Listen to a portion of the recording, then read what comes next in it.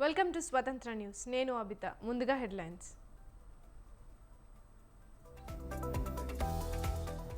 కొనసాగుతున్న CM Jagan bus యాత్ర. సారాయంతం పొద్దుటూరులో బహిరంగ సభ.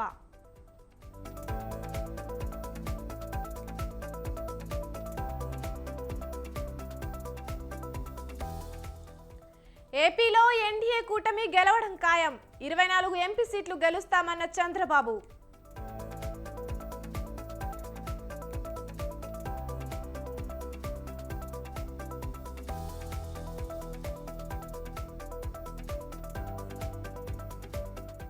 రైతు భరోసా అందరికీ ఇస్తాం. తాగునీటికి ఇబ్బందులు రాకుండా చూసుకుంటామన్న పొన్నం.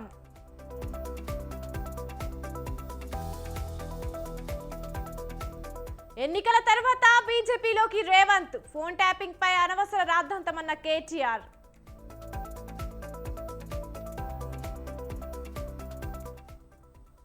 ఫోన్ ట్యాపింగ్ కేసులో ముగిసిన వాదనలు. తీర్పు రిజర్వ్ చేసిన Nampally court.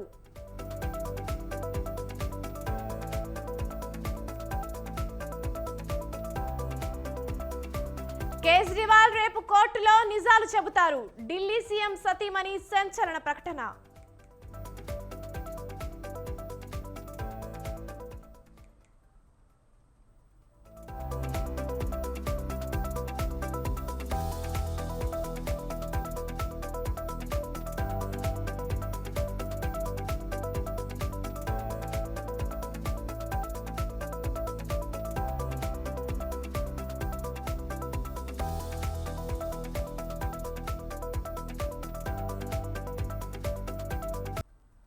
BRS MLA KTR మాట్లాడుతున్నారు. ఇప్పుడు ఆ లైవ్ చూద్దాం.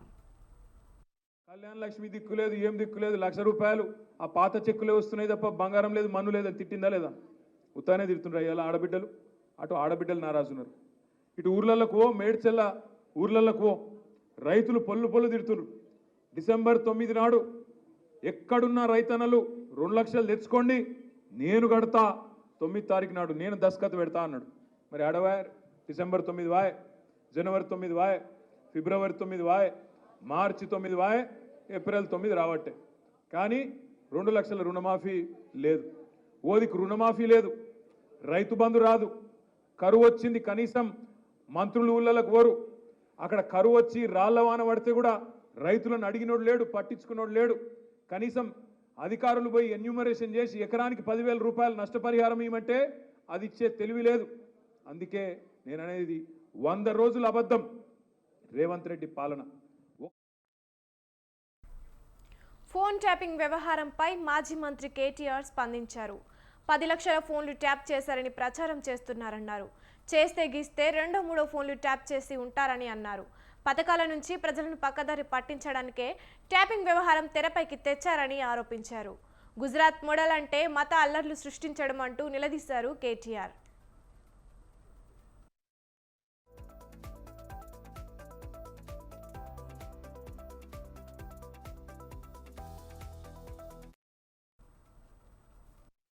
ఫోన్లు ట్యాప్ చేసిండు కేసీఆర్. చేస్తే గీస్తే ఒకడో ఇద్దరో లుచ్చగారుల ఫోన్లు ట్యాప్ చేసి ఉండొచ్చు, నాకేమెరక. కానీ చేసి ఉండొచ్చు దొంగల లంగలి. ఎందుకంటే పోలీసుల పని అది. కానీ దానికి ఏదో పెద్ద అంతర్జాతీయ కుంభకోణం ఏందో జరిగిపోయింది, ఏమో అయిపోయింది. ఎందుకు ఇవన్నీ డ్రామాలు? ఎందుకంటే ప్రజల మనసు అటెన్షన్ డైవర్ట్ చేయాలి. అరే రేవంత్ రెడ్డి గారు, ముఖ్యమంత్రిగా నువ్వే ఉన్నావు. చేతనైతే దమ్ముంటే ఈ లీకులు బంద్ చేసి చర్యలు తీసుకునేది ఉంటే తీసుకో, మేము వద్దంటలేం. కానీ ఈ పనికి మాలిన డ్రామాలు ఆపు. అప్పట్లో నాగార్జునదో సినిమా వచ్చిండే, అందులో పాట ఉంటుంది గ్రీకు వీరుడు అని. ఈయననేమో లీకు వీరుడు రేవంత్ రెడ్డి. ఎందుకంటే నాకు ముఖ్యమంత్రి పదవి నడపత్తలేదు. ఏం చేస్తుండ్రు? రోజొక్క లీకు. అదేదో స్కామ్ అయింది, ఇదేదో స్కామ్ అయింది. డైరెక్ట్గా చెప్పారు ఆదరాబాయి, నాకు అర్థం కాదు. సీదా చెప్పు, ఈ తప్పు అయింది, వీని పట్టుకున్నామని లోపలేసినామని చెప్పు. దానికి ఇక్కడ లీక్ ఇచ్చుడు, అక్కడ లిక్కర్ స్కామ్ కేసులో కేజ్రీవాల్కు ఒక న్యాయం, కవితకు ఒక న్యాయమా అని ప్రశ్నించారు కేటీఆర్. మొన్నటి వరకు బీఆర్ఎస్ బీజేపీ ఒక్కటేనని ప్రచారం చేసి మైనార్టీ నేతల్లో విషం నింపే ప్రయత్నం చేశారని అన్నారు. ఇవాళ కవితను అరెస్టు చేస్తే ఏం సమాధానం చెబుతారని నిలదీశారు. ఒక పని చెప్పు, నువ్వు ఏం చేసినావో చెప్పు. మల్కాజ్గిరికి ఏం చేసినావు, తెలంగాణకి ఏం చేసినావు, ఇక్కడ ఉండే దళితులకు ఏం చేసినావు, గిరిజనులకు ఏం చేసినావు, బలహీన వర్గాలకు ఏం చేసినావు, ఎవరికి ఏం చేసినావో చెప్పమంటే చెప్పే పరిస్థితి లేదు. మొన్నటిదాకా కాంగ్రెస్ వాళ్ళు దొంగ ప్రచారం చేసిండ్రు. ఏమన్నారు? బీఆర్ఎస్ బీజేపీ ఒకటే, అందుకే కవితమ్మని అరెస్ట్ చేస్తలేరు అని చెప్పి మైనారిటీ సోదరుల మనసుల్లో విషం నింపే ప్రయత్నం చేసినారు. ఇవాళ నేను అడుగుతున్నా, ఇలా మరి కవితమ్మని అరెస్ట్ చేసినారు, మీరు కాంగ్రెస్ వాళ్ళే చెప్తున్నారు, ఇలా రాహుల్ గాంధీ చెప్తున్నాడు కేసు లేదు, మన్ను లేదు, రూపాయి రాలేదు, రూపాయి పోలేదు, అలా ఏమి లేదు కేసులా, అయినా కూడా పట్టుకున్నారు అని చెప్తున్నారు అరవింద్ కేజ్రీవాల్ని. మరి అది కవితమ్మకు వర్తించదా? అదే కేసులో కేజ్రీవాల్ అరెస్ట్ అయితేనేమో అది అన్యాయం అట, అదే కేసులో కవితమ్మ అరెస్ట్ అయితే మాత్రం అది న్యాయం అట. ఇది ఎక్కడి న్యాయం, ఇది ఎక్కడి నీతి? ఆలోచించండి. ఇలా మోడీ గారి ప్రవర్తన ఎట్లుంది? అయితే నా జేబులు ఉండాలి లేదా జైళ్ళు ఉండాలి, అయితే నా జేబులు ఉండాలి లేదంటే జైళ్ళు ఉండాలి, అంతే. రెండిట్లో ఏదో ఒకటే తప్ప వేరే మార్గం ఉండదు.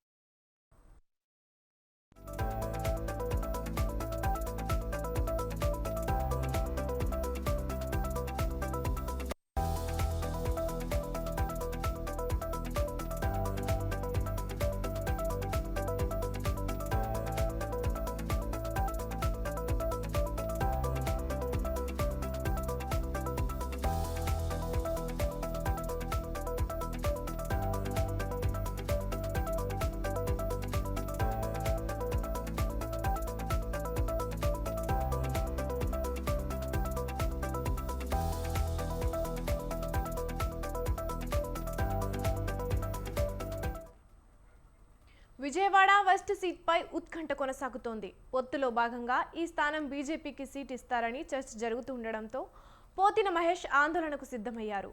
వెస్ట్ టికెట్ తనకే కేటాయించాలని ఏకంగా నిరాహార దీక్ష చేపట్టారు. ఈ నేపథ్యంలో జనసేన అధినేత పవన్ కళ్యాణ్ పోతిన మహేష్తో భేటీ అయ్యారు. విజయవాడ వెస్ట్ టికెట్పై పోతినతో జనసేనాని చర్చిస్తున్నారు.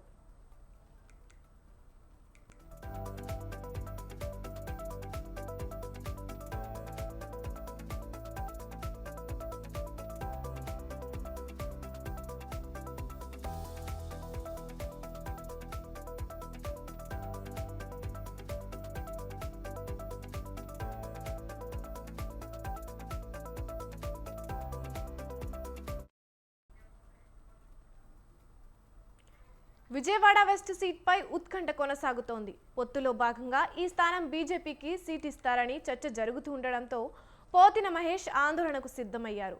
వెస్ట్ టికెట్ తనకే కేటాయించాలని ఏకంగా నిరాహార దీక్ష చేపట్టారు. ఈ నేపథ్యంలో జనసేన అధినేత పవన్ కళ్యాణ్ పోతిన మహేష్తో భేటీ అయ్యారు. విజయవాడ వెస్ట్ టికెట్పై పోతినతో జనసేనాని చర్చిస్తున్నారు. ఇక ఇదే అంశంపై మరింత సమాచారాన్ని మా ప్రతినిధి సంతోష్ ఫోన్ లైన్ ద్వారా అందిస్తారు.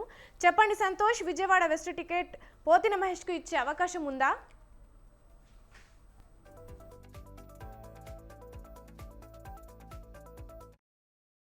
అభ్యర్థులు టికెట్ ఆశిస్తున్న పరిస్థితులు కనబడతా ఉన్నాయి. ఇక టీడీపీ జనసేన బీజేపీ పొత్తులో భాగంగా విజయవాడ వెస్ట్ అనేది కూడా ఎప్పటి నుంచో ఇటు జనసేన పార్టీకి కేటాయిస్తారు అంటూ కూడా జరిగినటువంటి చర్చలో భాగంగా ప్రస్తుతం ఉత్కంఠ అనేది కూడా కొనసాగుతా ఉంది. ఎందుకంటే తెరపైకి ప్రస్తుతం బీజేపీ సంబంధించినటువంటి అభ్యర్థిని ఈ విజయవాడ వెస్ట్ నుంచి పోటీ చేస్తారు అంటూ కూడా వార్త అనేది కూడా చక్కెర్లు కొడుతున్న నేపథ్యంలో ఇటు పోతిన మహేష్ అనేది కూడా నిరసన దిగడం కూడా జరుగుతూ ఉంది. ఏదైతే చూసుకున్నట్లయితే కనుక జనసేన అధినేత పవన్ కళ్యాణ్ ఇచ్చినటువంటి హామీ మేరకే తనకి విజయవాడ వెస్ట్ నుంచి కూడా పోటీ చేస్తారు అని వచ్చినటువంటి ఇన్ఫర్మేషన్ తోనే తను ఎప్పటి నుంచో కూడా పార్టీకి పనిచేస్తున్నారు అంటూ కూడా ఆయన ఒక అనుచరులు అదే విధంగా ఆయన సన్నిహితులు చెప్తా ఉన్నారు. ఏదేమైనప్పటికీ ఇప్పుడు ప్రస్తుతం చూసుకున్నట్లయితే కనుక జనసేన పార్టీ కార్యాలయంలో అయితే కనుక అధినేత పవన్ కళ్యాణ్ తో భేటీ అవ్వడం కూడా జరిగింది. తనకే కేటాయించాలంటూ కూడా ఇటు అభ్యర్థి అయినటువంటి పోతిన మహేష్ కోరుతా ఉన్నారు. అయితే తను బీసీ సామాజిక వర్గం చెందిన వ్యక్తి కాబట్టి తనకి సీట్ కేటాయించట్లేదు అంటూ కూడా ఆయన బీసీ సంఘ నాయకులు కూడా చెప్తా ఉన్నారు. ఏదేమైనప్పటికీ చూసుకున్నట్లయితే కనుక విజయవాడ వెస్ట్ నియోజకవర్గం సంబంధించినటువంటి అంశం అనేది కూడా ఇంకా సస్పెన్స్ లోనే ఉందనే చెప్పుకోవాలి. ఇటు బీజేపీ అభ్యర్థి సుజనా చౌదరి పేరు వినపడతా ఉంది. పోటీకి దిగుతారు అంటూ కూడా వస్తున్నటువంటి సమాచారంతో ఇటు పోతిన మహేష్ సంబంధించినటువంటి వర్గీయులు అయితే కనుక ఆందోళన చేపట్టడం కూడా జరుగుతూ ఉంది. ఎందుకంటే గత 10 సంవత్సరాల నుంచి కూడా ఇటు ఏదైతే అధికార పార్టీ ఎవరైతే ఉంటారో వారిపై అయితే కనుక విమర్శనాస్త్రాలు చేస్తూ కూడా తనదైన శైలిలో అయితే కనుక రాజకీయాల్లో పేరు తెచ్చుకున్న పరిస్థితులు అయితే కనబడ్డాయి. ఏదేమైనప్పటికీ చూసుకున్నట్లయితే కనుక ఇప్పుడు తాజాగా తన పేరు ప్రకటిస్తారా లేదంటే కనుక బీజేపీ కేటాయిస్తారా అన్న దానిపై అయితే కనుక ఉత్కంఠ కొనసాగుతుందని చెప్పుకోవాలి. ఇన్ కేసు బీజేపీకి వెళ్తే మాత్రం తాను పవన్ కళ్యాణ్ ఫోటోతోటి కూడా ఎన్నికల బరిలో ఉంటారు అంటూ కూడా ఆయన సన్నిహితులు అదేవిధంగా ఆయన యొక్క అనుచరులు తెలియజేస్తా ఉన్నారు. Right, thank you Santosh.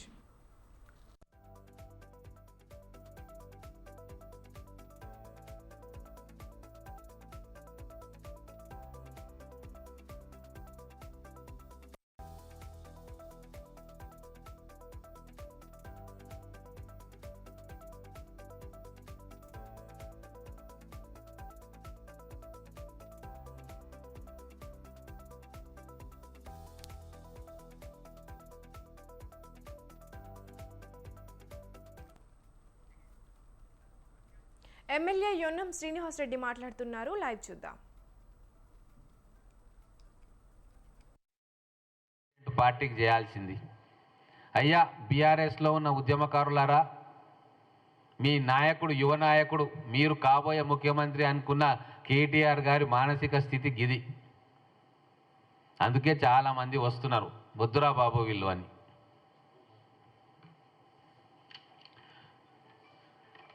చివరగా నేను చెప్పేది ఏంటంటే, ఈ ధృతరాష్ట్రుడికి ఈ దుర్యోధనుడికి కాలం చెల్లిపోయింది. కురుక్షేత్ర యుద్ధం తర్వాత ఎట్లయితే కౌరవ వంశం మట్టిగచ్చుకొని చరిత్రహీనులుగా మిగిలిపోయినరో, ఈ టెలిఫోన్ ట్యాపింగ్ కేసు తర్వాత ఈ కల్వకుంట్ల కుటుంబం ఎప్పటికీ కూడా మళ్ళీ అధికారం వైపు రారు. ఇప్పటికైనా ఒక నిజమైన ప్రతిపక్షంగా మీరు సూచనలు సలహాలు ఇస్తే మా కాంగ్రెస్ ప్రభుత్వం దాన్ని స్వీకరించడానికి సిద్ధంగా ఉంటుంది. మా రేవంత్ రెడ్డి గారు రెఫరెండం అంటా ఉన్నారు. నేను మళ్ళొకసారి మిమ్మల్ని అడుగుతా ఉన్నా, మీ పార్టీని కాపాడుకోవాలని మీకుంటే ధృతరాష్ట్ర కేసీఆర్ కానీ, దుర్యోధన కేటీఆర్ కానీ, దుశ్శాసన హరీష్ రావు కానీ మీరు ఎంపీగా పోటీ చేసి మీ పార్టీని బతికించుకోండి. అన్నీ బాగున్నప్పుడు మీకు కావాల్సిన నియోజకవర్గాల్లో పోటీ చేసిరు కదా, ఇప్పుడు మీ కార్యకర్తలు మీ పార్టీలో ఉన్న వేలాది లక్షలాది మంది ఆశిస్తున్నారు పార్టీని కాపాడండి మహాశయ అంటే, మీరు విందులు వినోదాల్లో తేలియాడుతూ ఉన్నారు.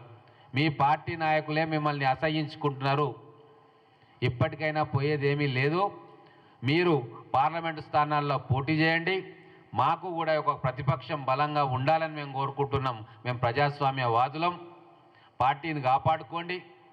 మీరు ఒకరేమో పోయి జైల్లో కూర్చున్నారు, ఇంకొక మాజీ ఎంపీ గారు సర్పంచ్కి కూడా ఏడ గెలవరు కాబట్టి ఉన్న మీ ముగ్గురు కుటుంబ సభ్యులు 3 స్థానాల్లో ఎంపీగా పోటీ చేసి మీ పార్టీని బతికించుకునే ప్రయత్నం చేయండి.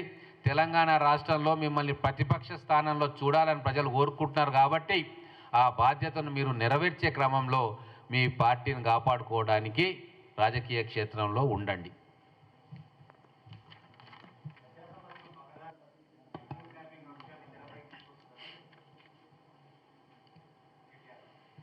పక్కదారంటే ఎక్కడ పట్టించినాం? టీఆర్ జైలు వరకు తీసుకుపోయినామా? ప్రజా సమస్యలన్నీ ఎవరు పోయినరు? టీఆర్ జైలుకు వాళ్ళు పోయినరు కదా. ఫోన్ ట్యాపింగ్ ఎవరు తీసుకొచ్చిండ్రు? మేము చేసినామా? వాళ్ళు చేసిండ్రు కదా. వాళ్ళు చేసిన పనులన్నీ ఇప్పుడు వాళ్ళకే దన్నుతూ ఉన్నాయి. ప్రజా సమస్యలను పట్టించుకోవడానికే మేము 6 గ్యారంటీలను అమలు చేస్తూ ఉన్నాం. ఒక్కొక్కటిగా పని జరుగుతూ ఉంది. ఈరోజు ఎలక్షన్ కోడ్ వచ్చింది కాబట్టి ఈరోజు సంక్షేమ పథకాలు ప్రజలకు ఇవ్వలేకపోతా ఉన్నాం. హరీష్ రావు గారు లెక్క చూపించారు 180 రైతు ఆత్మహత్యలు జరిగినాయని. ఏడ చూసిండో ఈయన, ఎక్కడున్నాడో. వేల మంది రైతు ఆత్మహత్యలు జరుగుతూ ఉంటే ప్రతిపక్షాలన్నీ కూడా వాళ్ళకు కంపెన్సేషన్ ఇవ్వాలని కోరుతూ ఉంటే ఒక్కరోజైనా వీళ్ళు గౌరవ ముఖ్యమంత్రి, ఆ రోజు ఉన్న ముఖ్యమంత్రి గారు ఒక్క రైతునన్నా పరామర్శించిండా?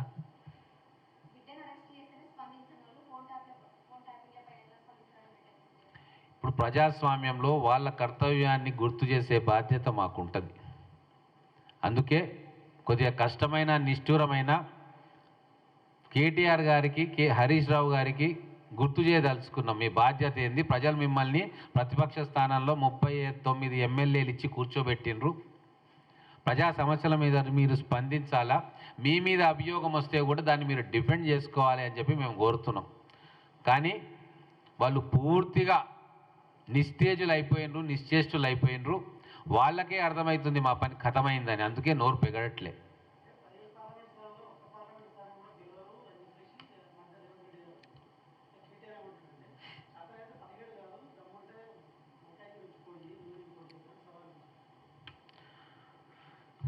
ఇప్పుడే చెప్తున్నాను కదా, ఉట్టికి ఎగరనమ్మ స్వర్గానికి ఎగిరిందట. నువ్వు ఇన్ఛార్జిగా ఉన్న కరీంనగర్ జిల్లాలో ఎన్ని స్థానాలు బీఆర్ఎస్ పార్టీ గెలుచుకుంది? నీ పక్కన ఉన్న వేములవాడ ఓడిపోయినావు కదా, అటుపక్కన ఉన్న కరీంనగర్ ఓడిపోయినావు కదా, ఇటుపక్కన ఉన్న మానకొండూరు ఓడిపోయినావు కదా. హుస్నాబాద్ రాష్ట్రంలో వర్షపాతంపై బీఆర్ఎస్ రాజకీయం చేస్తోందని మండిపడ్డారు మంత్రి పొన్నం ప్రభాకర్. తెలంగాణలో కాంగ్రెస్ ప్రభుత్వం వచ్చాక కరువు రాలేదని ఆయన స్పష్టం చేశారు. ఈ విషయంలో మాజీ మంత్రి హరీష్ రావు వాస్తవానికి విరుద్ధంగా మాట్లాడుతున్నాడన్నారు. డబుల్ బెడ్రూమ్ ఇల్లు ఇచ్చిన చోట బీఆర్ఎస్ నేతలు ఓట్లు అడగండని, ఇందిరమ్మ ఇండ్లు కట్టిన చోట తాము ఓట్లు అడుగుతామని పొన్నం ఎద్దేవా చేశారు. రాష్ట్రం 7 లక్షల కోట్ల అప్పుల్లో ఉందని, 40,000 కోట్ల బిల్లులు పెండింగ్లో ఉన్నాయన్నారు. కేంద్రంతో సత్సంబాలతో ఉండి రాష్ట్రానికి రావాల్సిన వాటాను తప్పకుండా తీసుకుంటామని మంత్రి పొన్నం స్పష్టం చేశారు.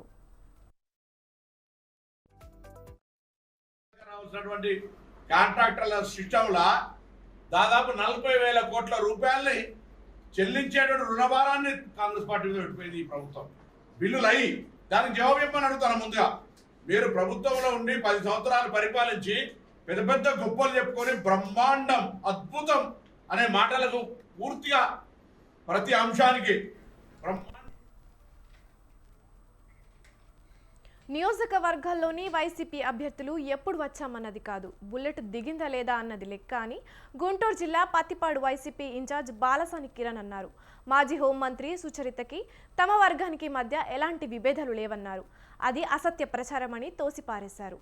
3 పార్టీలు కాదు, ఎన్ని పార్టీలు కలిసి వచ్చినా వైసీపీ విజయం తథ్యం అంటున్న బాలసానితో మా correspondent Veeraswamy face to face. ఎన్నికల సమరం మొదలైంది. ఒకవైపు నుంచి మాజీ ఐఏఎస్ రామాంజనేయులు బరిలో దిగితే, మరోవైపు మాత్రం వైసీపీ తరపు నుంచి వ్యాపార రంగం నుంచి వచ్చిన బాలసాని కిరణ్ రంగంలో దిగారు. ఎన్నికల ప్రచార హోరు కొనసాగుతుంది. ఈ నేపథ్యంలో ప్రచారం ఎలా జరుగుతుంది, దీనికి సంబంధించి పత్తిపాడు ఇన్ఛార్జి బాలసాని కిరణ్ ఉన్నారు. బాలసాని కిరణ్తో మాట్లాడిపించే ప్రయత్నం చేద్దాం. బాలసాని కిరణ్ గారు, ప్రచారం ఎలా జరుగుతుంది? మీరు కొత్త అభ్యర్థి, కొత్తగా వచ్చారు. ఈ నేపథ్యంలో ప్రజలందరూ మీ ఎలాంటి స్వాగతం పలుకుతున్నారు? ఇప్పుడైతే నేనైతే కొత్తగా అనుకోవట్లేదండి. నేను దగ్గర వచ్చి 3 నెలలు అవుతుంది. ఈ 3 నెలల కాలంలో ప్రజలు నన్ను ఎంతో బాగా ఆదరించారు. అసలు చాలా అంత ప్రేమగా ఉన్నారంటే నా పట్ల సొంత తమ్ముళ్ళలాగా చాలా చక్కగా నన్ను అందరూ కూడాను దగ్గర తీసుకుంటున్నారు, బాగా ఆదరిస్తున్నారు. అన్న రాబోయేది మనమే, మళ్ళీ మన మెజారిటీ దగ్గర ఒక 20,000 పైచిలుకుతో మన మెజారిటీ గెలుస్తున్నాం అని చెప్పి వాళ్ళే నాకు ధైర్యంగా నాకు భరోసా ఇస్తున్నారు. ఎక్కడికి వెళ్ళినా సరే, ప్రతి పల్లెలో ప్రతి ఊర్లో కూడా ఎక్కడికి వెళ్ళినా సరే వాళ్ళందరూ కూడా ఎంతో హుషారుతో, ఎంతో బాగా మంచి హుషారుగా ఉండి, మంచి అగ్రెసివ్గా ఉండి, అన్న మళ్ళీ జగనన్నే వస్తాడు, మన జగనన్న గెలిపించుకుంటాం, అలాగే మీరు కూడా దగ్గర 20,000 పైచులతో గెలుస్తారని చెప్పి నాకు భరోసా ఇస్తూ చాలా ప్రేమాభిమానాలతో సహా అలాగే చాలా ఎంతో ఆప్యాయతతో నన్ను ఆదరిస్తున్నారు. గతంలో ఒక పార్టీతోటి మీరు యుద్ధం చేయాల్సి ఉంది. ఇప్పుడు మాత్రం బీజేపీ, టీడీపీ, జనసేన కూటమితోటి మీరు పోరాటం చేయాల్సి ఉంటుంది. ఆ 3 పార్టీలు కలిసి వస్తున్నాయి, కానీ మీరు మాత్రం 175 అంటున్నారు. ఇది సాధ్యమేనంటారా? ఇది 100% సాధ్యమండి. ఇప్పుడు మనం చూసుకున్నట్లయితే ఫస్ట్లో చంద్రబాబు నాయుడు గారు నేను 40 సంవత్సరాల ఇండస్ట్రీ అని చెప్పి, అలాగే 14 సంవత్సరాలు నియర్ బై 14 సంవత్సరాలు ఆయన గవర్నమెంట్ పరిపాలన చేశారు. ఆ పరిపాలనలో కూడా పేద ప్రజలు ఎంత ఇబ్బందులు పడ్డారు. కొంతమందికే, ఎవరైతే బడాబాబులకే ఆయన బాబుగా ఉన్నారు తప్ప కింద పేద ప్రజలు అన్న వాళ్ళకి లేరు. అది తెలిసిన తర్వాత 2019లో ఎంతో చిత్తుగా ఓడించడం జరిగింది.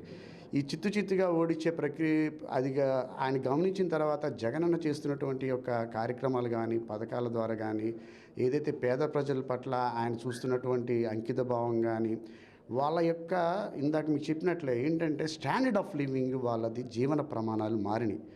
మనిషి యొక్క జీవన ప్రమాణాలు మార్చినటువంటి ఏకైక నేత జగన్మోహన్ రెడ్డి గారు. ఎందుకంటే ఒక మనిషికి కావాల్సింది ఏంటి అని చూసుకున్నట్లయితే మెయిన్ మంచి నాణ్యమైనటువంటి వైద్యం, నాణ్యమైన విద్య, అలాగే ఉండడానికి ఇల్లు, చేదోడు అలాంటి కనీస అవసరాలను గమనించి ఆయన పాదయాత్ర ఏదో చేశారో అవన్నీ కూడాను 5 ఏళ్లలో పూర్తి చేస్తానని చెప్పినట్టు వ్యక్తి దగ్గర 3.5 ఏళ్లలో చేశారు. ఎందుకంటే ఆల్రెడీ సంవత్సరాలు కరోనాలో కూడా పోయింది. పత్తిపాడు నియోజకవర్గంలో కొంతమంది పెత్తనం కోసం బాలసాని కిరణ్ని టచ్ మీ నాట్ లాగా ఉంటున్నారు. కొంతమంది వైసీపీ నేతలు కాకుమాన్లో కానీ, పత్తిపాడులో కానీ కొన్ని సామాజిక వర్గాల దగ్గర రానిట్లేదని భిన్నాభిప్రాయాలు అవుతున్నాయి. అధిష్టానం కూడా దృష్టికి తీసుకెళ్తున్నట్టు భిన్నాభిప్రాయాలు కూడా వ్యక్తం అవుతాయి. వాస్తవేనంటారా? ఇది పచ్చి అబద్ధాన్ని కొంతమంది కావాలని కూడకట్టుకొని చేస్తున్నటువంటిదే తప్ప ఇది ఎట్టి పరిస్థితుల్లో అవాస్తవం. నేననేది ఏంటంటే వచ్చిన దగ్గర నుంచి కూడా ఒక వర్గం అనే కాదు, అన్ని వర్గాల వారు నన్ను ఎంతో చక్కగా ప్రేమాప్యాయాలతో ఎంతో ఆదరిస్తున్నారు. చక్కగా అన్నాన్ని కలిసి ఉంటున్నాం, కలిసి అందరం పనిచేసుకుంటున్నాం. రేపు అసలు రానున్న ఎన్నికల్లో అందరూ కూడా సిద్ధపడే ఒక తాటి మీదకి వచ్చి పనిచేయడానికి సిద్ధంగా ఉన్నాం. మాజీ ఐఏఎస్ రామాంజనేయులు మీ పార్టీ కార్యాలయానికి వచ్చి కొంతమందితోటి దాడి పాల్పడినట్టు తెలిసింది. ఈ విషయం మీరు ఎన్నికల కమిషన్ దృష్టికి తీసుకెళ్తామన్నారు. ఇంతవరకు తాత్సారం చేస్తున్నాడు అంటే రాజీ పడ్డారనుకోవాలా, లేదంటే వెనక్కి అడిగేశారనుకోవాలా? లేదండి, మీ దగ్గర తప్పుడు ఇన్ఫర్మేషన్ ఉంది. యాక్చువల్లీ నేను ఎలక్షన్ కమిషన్ దగ్గరికి వెళ్ళడం జరిగింది. ఎలక్షన్ కమిషన్ కూడా నేను మెమరాండం ఇవ్వడం జరిగింది. వాళ్ళు కూడా యాక్షన్ తీసుకుంటానన్నారు. Regarding that next what happened I don't know. ఫైనల్గా ఏం చెప్తారు? పత్తిపాడు నియోజకవర్గంలో ఇప్పటికి మాత్రం మాజీ హోంమంత్రి సుచరిత కూడా ఇంతవరకు పర్యటన చేసిన దాఖలాలు లేవు, కానీ కేవలం మీతో టచ్లో ఉన్నారు అని చెప్పి మీరు చెబుతున్నారు. ఈ నేపథ్యంలో ఇద్దరి మధ్య కాస్త గ్యాప్ ఉంది, వాళ్ళ వర్గానికి మీ వర్గానికి అని భావించాలా, ఎలా భావించాలి అంటారు? అది పచ్చాబద్ధం అండి. అలాంటిది ఏం అపోహలు ఏం లేవు. చక్కగా బ్రహ్మాండంగా అక్క కూడా రెగ్యులర్ టచ్లో ఉన్నారు. నేను కూడా అక్క రెగ్యులర్ టచ్ ఉన్నారు. అక్క కూడా ఫోన్ చేస్తూ ఉంటారు, నాన్న ఎలా ఉంది ఏంటి అన్న పాయింట్ ఆఫ్ వ్యూలో. అక్కడిక్కడ ఇలా ప్రాబ్లం దగ్గర పలానా వారితో మాట్లాడినప్పుడు అక్క కూడా బాగా పూర్తిగా సహకరిస్తున్నారు. ఈ వర్గ విభేదాలు అంటే ఏం లేదు. ఇదేమన్నా మీడియా వాళ్ళ దగ్గర నుంచి కానీ ఇంకా మిగతా స్వలాభం కోసం చేసిందే తప్ప అలాంటి ఇబ్బందులు అయితే ఇక్కడెక్కడ కూడా తలెత్తట్లేదు. రాష్ట్రంలో ఫైనల్గా ఎన్ని సీట్లు మీరు కైవసం చేసుకునే అవకాశం ఉంది? ఒకవైపు నుంచి మీ నాయకుడు ఏమో 175 అంటున్నారు, కానీ ఆ 175 లాస్ట్లో 60 రోజుల ముందు అభ్యర్థులను కేటాయించి అభ్యర్థులు మార్పు చేసి 175 సాధ్యమేనంటారా? సూటిగా చెప్పండి. 200% సాధ్యం అండి. 175/175. ఎందుకంటే జగనన్న చేస్తున్నటువంటి ప్రతి సంక్షేమ కార్యక్రమం ఏదైతే ఉందో పేద ప్రజలకు ప్రతి ఒక్కరికి కూడాను డైరెక్ట్గా అందిందండి. ఈ డైరెక్ట్గా అందిన ప్రక్రియలో ప్రతి పేదవాడు కూడా ఈరోజు జగనన్నకు ఓటేయడానికి సిద్ధంగా రెడీగా ఉన్నాడు. ఇప్పుడు 60 రోజుల ముందా 6 రోజుల ముందా అన్నది పక్కన పెట్టాల్సిందండి. ఇక్కడ ఏంటంటే ఎప్పుడు వచ్చావు అన్నది కాదు, ఎవరిని అనౌన్స్ చేసి అన్నది కాదు. ఇక్కడ పాయింట్ అంటే బుల్లెట్ దిగిందా లేదా మళ్ళీ చూసుకోండి. 175కి 170 సీట్లు జగనన్న గెలవబోతున్నారు. ఇది మొత్తంగా చూసుకున్నట్టయితే పత్తిపాడు నియోజకవర్గ ఇన్ఛార్జి బాలసాని కిరణ్ చెబుతున్న పరిస్థితి. ఎప్పుడైతే చూసుకున్నట్టయితే మాత్రం 175 సాధిస్తామంటున్నారు. అదేవిధంగా చూసుకున్నట్టయితే మాత్రం అభ్యర్థుల మార్పు విషయంలో ఎప్పుడు వచ్చామన్నది కాదు, బుల్లెట్ దిగిందా లేదా అనేది తన అభిప్రాయం వ్యక్తం చేస్తున్నాడు. ఇది మొత్తంగా చూసుకున్నట్టయితే ఇక్కడ ఉన్న తాజా పరిస్థితి. కెమెరామెన్ ప్రవీణ్తో వీరాస్వామి, స్వతంత్ర న్యూస్, గుంటూరు. ఇవి ఇప్పటి వరకున్న బులెటిన్ అప్డేట్స్. చూస్తూనే ఉండండి స్వతంత్ర న్యూస్.